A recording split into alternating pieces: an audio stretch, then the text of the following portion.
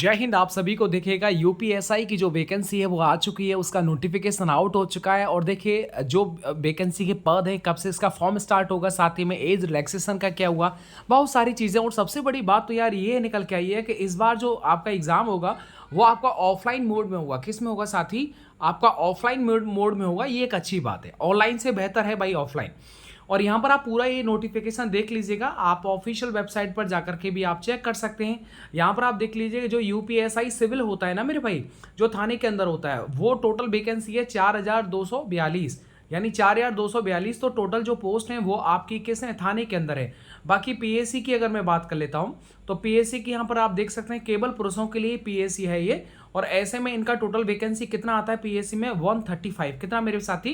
135 यहाँ पर वैकेंसी यहाँ पर जो पीएससी के अंदर निकला हुआ है। इसके बाद में आ जाइएगा, यहाँ पर देखो प्लाटून कमांडर उप निरीक्षक विशेष सुरक्षा बल में, ठीक है। एसएसएफ में देखेंगे तो टोटल वैकेंसी कितना है? 60 है। कितना है मेरे साथी? 60 दे रखा है। इसके बाद में महिला बटालियन के लिए बात कर लेते हैं। सब इंस्पेक्टर महिला बटालियन की अगर मैं बात कर लेता हूँ तो यहाँ पर जो महिला बटालियन के टोटल पोस्ट है वो है 106 है। कितना? 106। तो ये सब वैकेंसी जो है वो आप आराम से देख लीजिएगा। ओके, आगे देख लीजिएगा। अब डेट वाइज जो बहुत ज़रूरी है वो आप देख लीजिएगा। ऑनलाइन फॉर्म इसका जो भरा जाएगा वो 12/8 यानी 12 अगस्त से लेकर के और 11/9 तक ये चलेगा, ठीक है। तो अगस्त और सितंबर मतलब पूरा जो एक महीने का समय आपको मिल रहा है। तो 12 अगस्त से लेकर के 11 सितंबर तक जो है वो ये चलेगा। तो इससे पहले ही आपको फॉर्म जो भर देना है, ठीक है। इसके बाद में देखो यहाँ लिखा हुआ है ओटीआर, वन टाइम रजिस्ट्रेशन करवाना अनिवार्य होगा, तभी आप इसका फॉर्म भर सकते हैं। चलेगा, आगे देख लीजिएगा। जरूरी चीजें ही मैं आपको देना चाहूंगा। इसके बाद में देखो आवेदन शुल्क की मैं बात कर लेता हूं तो यहाँ पर देखो सामान्य यानी जनरल, ईडब्ल्यूएस या अन्य पिछड़ा वर्ग ओबीसी 500 रुपया, SC ST अन्य जाति 400 रुपया पर जो फीस लिया गया है। चलिए आगे बढ़ जाते हैं। आगे और कौन कौन सी चीजें हैं वो आप देख लीजिएगा। यहाँ पर आप इसको पूरा पढ़ लीजिए। शैक्षणिक सार्थता में ये होता है कि आप देखिएगा सीधे सीधे एक चीज याद रखिएगा, ऐसे विद्यार्थी जो ग्रेजुएशन लेवल पे यानी 12वीं के बाद जो ग्रेजुएशन में अभी वो अपियरिंग है, अभी चल रहा है, किसी का सेकंड ईयर चल रहा है, थर्ड ईयर चल रहा है, तो ऐसे में देखो अपियरिंग वाले नहीं हो सकते, ठीक है। तो ये विशेष बात मतलब क्लियर, आपने ग्रेजुएशन कर लिया है तभी आप इसका फॉर्म भर पाएंगे। ओके, ये अदमानी आर्थ है वो एक अलग चीज है। इसके बाद में आयु की हम बात कर लेते हैं तो आयु में भी आपको पता है कि 3 साल की जो छूट है वो यहाँ पर दी गई है। यहाँ पर आप देखिए इस चीज़ को आप पढ़ लीजिएगा, ये वाला पॉइंट जो दे रखा है। यहाँ पर आप देखिएगा सामान्य श्रेणी मतलब जनरल कैटेगरी के लिए 3 साल की जो छूट है वो यहाँ पर मेंशन कर दी गई है। आपकी उम्र देख लीजिएगा, यहाँ पर देखो साफ साफ बोल रखा है। जैसे देखो उप निरीक्षक नागरिक पुलिस यानी यूपीएसआई सिविल पुलिस की अगर हम बात करते हैं तो उसके लिए एज वाला कॉलम ये है।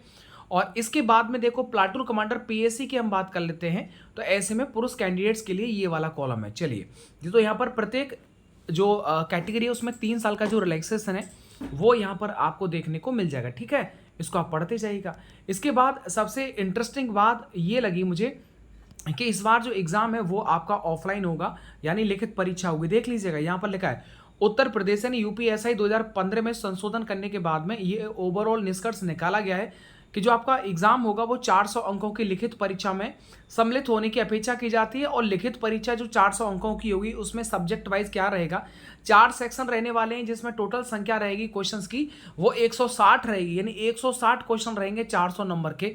तो ये बात आप याद रखिएगा, ऑफलाइन रहेगा और ये अच्छी बात है, ये बहुत अच्छी बात है। देख लीजिए यहाँ पर एक चीज और देखिएगा कि लिखित परीक्षा में प्रत्येक सब्जेक्ट में आपको कम से कम 35% तो नंबर लाने ही लाने, ठीक है। और टोटल आपको 50% वो स्कोर करना ही करना है, यानी 400 का टोटल आधा 50% कितना होता है? 200। तो 200 नंबर तो कम से कम आने चाहिए और प्रत्येक सब्जेक्ट में आपको 35%, ठीक है, जो अंक है वो आपको प्राप्त करना ही करना है। तो OMR बेस्ड होने वाली ये सारी चीजें आपके लिए जरूरी हैं, इनको आप एक बार देख लीजिएगा। इसके बाद में देख सकते हैं आवेदन को आपको किस तरीके से जो है वो करना है वो सब। और साथ ही में ओके, जैसे हाइट वगैरह ये ना हाइट चेस्ट वगैरह ये सब जो है इसमें दे रखा है। तो शारीरिक मानक परीक्षण के लिए हाइट कितना 168 सेंटीमीटर जो आपके कांस्टेबल में थी।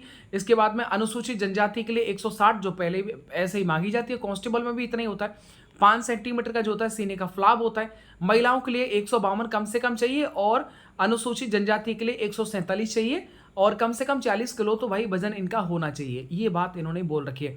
चलेगा, तो ओवरऑल देख लीजिएगा इसमें चयन का पूरा प्रक्रिया क्या रहेगा। पहले आप एग्जाम देंगे, इसके बाद में DBPST होगा, उसके बाद में आपका मेडिकल होगा, उसके बाद में आपको ज्वाइनिंग मिल जाएगा। तो पूरी बातें हम कल की वीडियो में डिस्कस करेंगे। आज थोड़ा सा शॉर्ट नोटिस के माध्यम से आप सभी को अवगत करा दिया, चलेगा। मिलता हूं आपको नेक्स्ट वीडियो के साथ। पूरा डिटेल में आपके सारे कमेंट को लेकर के अगला वीडियो आने वाला है। Thank you so much. इस वीडियो को ज़्यादा से ज़्यादा शेयर कर दीजिएगा।